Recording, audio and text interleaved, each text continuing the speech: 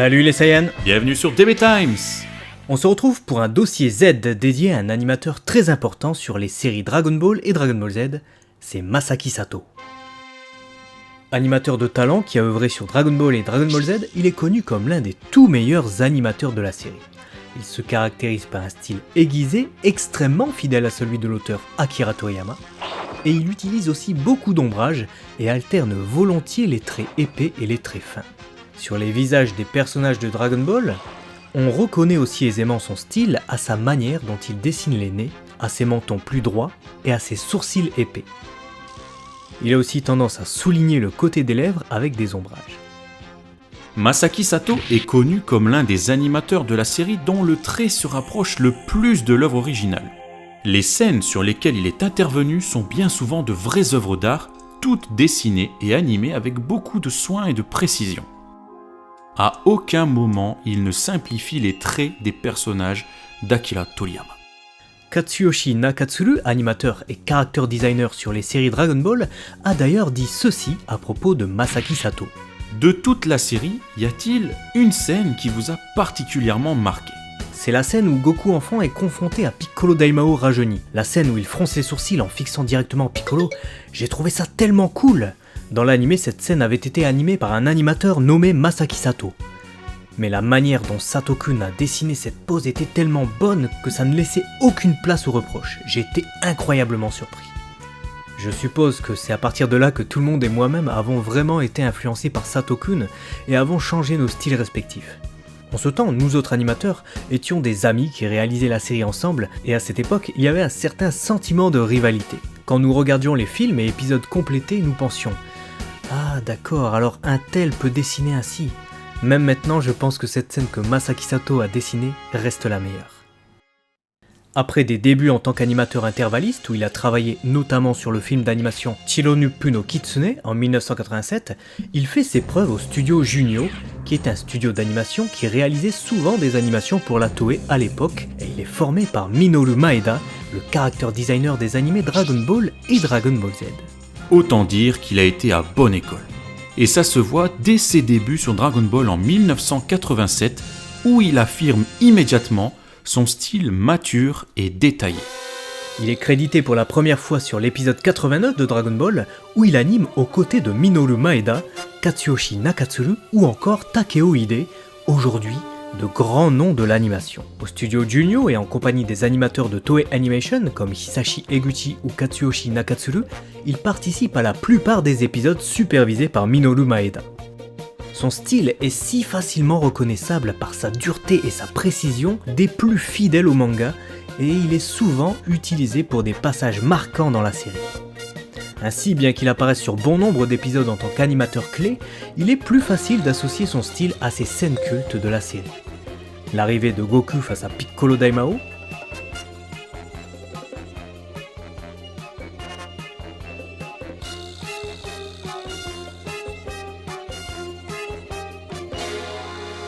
la déroute du Kaioken de Goku contre Frieza,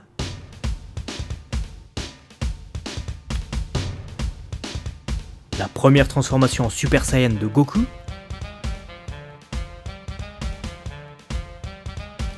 ou encore l'absorption de numéro 17 par Cell, bien que sur cet épisode précisément, il n'a pas été crédité au générique. On lui doit aussi le premier eye catch de la série Dragon Ball Z. Outre son travail d'animateur clé, sous la supervision de Minoru Maeda, Masaki Sato a aussi dirigé l'animation d'un épisode, l'épisode 64 de la série Dragon Ball Z. Vraisemblablement, cet épisode était initialement prévu pour être dirigé par Maeda, mais Masaki Sato a assuré la relève. Ainsi, sur cet épisode, il a pu superviser l'animation d'autres grands noms, comme Katsuyoshi Nakatsuru, Takeo Ide, Naoki Miyahara, Hideko Okimoto et Kazuo Takigawa. L'épisode 64 est d'ailleurs si homogène qu'il est difficile d'en déceler les différents styles. À la même période, Masaki Sato est aussi assistant à la supervision de l'animation sur le premier TV Special Dragon Ball Z, dirigé justement par Katsuyoshi Nakatsuru. Puis, Nakatsu et Sato partagent ensuite la direction de l'animation sur le 4e film Dragon Ball Z, Son Goku, le Super Saiyan, sorti le 9 mars 1991, au Japon. Bien que ce soit le seul film de la licence sur lequel Masaki Sato intervient en tant que superviseur de l'animation, ce n'est pas le seul sur lequel il a œuvré, puisqu'il est apparu dès 1988 sur les animations clés des longs métrages de la licence avec le 3e film Dragon Ball, La Grande Aventure Mystique. Parallèlement à ses travaux sur l'anime, Masaki Sato réalise aussi des illustrations pour les produits dérivés et des animations pour plusieurs spots publicitaires. Et en novembre 1992, Minoru Maeda quitte la série et Masaki Sato également. Les deux animateurs font leurs dernières animations sur l'épisode 164 de Dragon Ball Z où Trunks du futur affronte Cell. Pourtant, on retrouve tout de même Masaki Sato sur le 9e film DBZ, La galaxie au bord du chaos, l'incroyable destructeur, sorti le 10 juillet 1993 au Japon. Mais c'est là sa dernière apparition en tant qu'animateur sur du Dragon Ball à ce jour.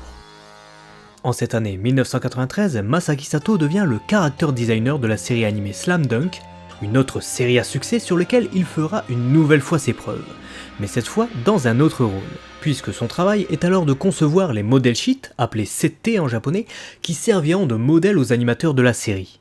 En d'autres termes, c'est lui qui définit le style graphique de la série au travers de son character design.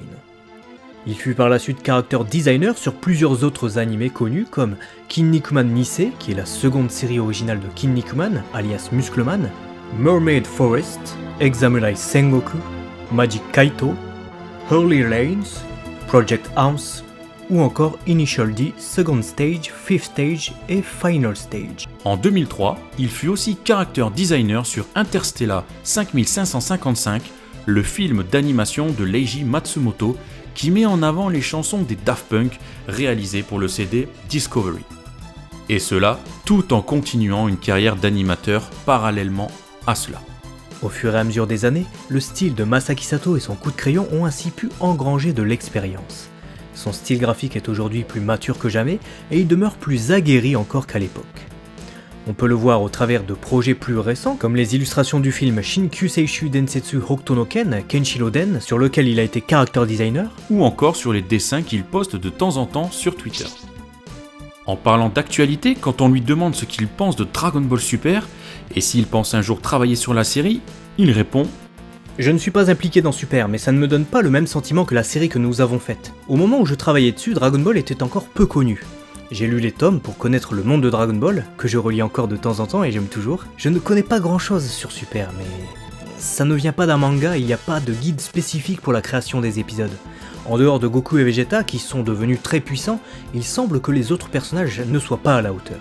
Il est également difficile de savoir si Goku et Vegeta sont sur un pied d'égalité, puisque ni moi ni mes amis ne sommes impliqués dans ce projet. Il est donc difficile de savoir ce que l'avenir réserve à Super. Aimeriez-vous participer à Dragon Ball Super et ainsi satisfaire les millions de fans qui en rêveraient ? Oui, je n'ai jamais pensé que je rejoindrais à nouveau la communauté des créateurs Dragon Ball. Cependant, je ne pense pas avoir de quoi offrir un nouveau Dragon Ball. J'ai l'impression que la désignation Super montre qu'elle a une touche différente, plus étrangère. Je pense que cela influence le style du dessin. En ce moment, je n'ai aucun espoir de participer à Dragon Ball Super. Aujourd'hui encore, Masaki Sato reste l'un des tout meilleurs animateurs ayant œuvré sur Dragon Ball. Et une chose est sûre, les scènes qu'il a animées resteront dans nos mémoires à tout jamais.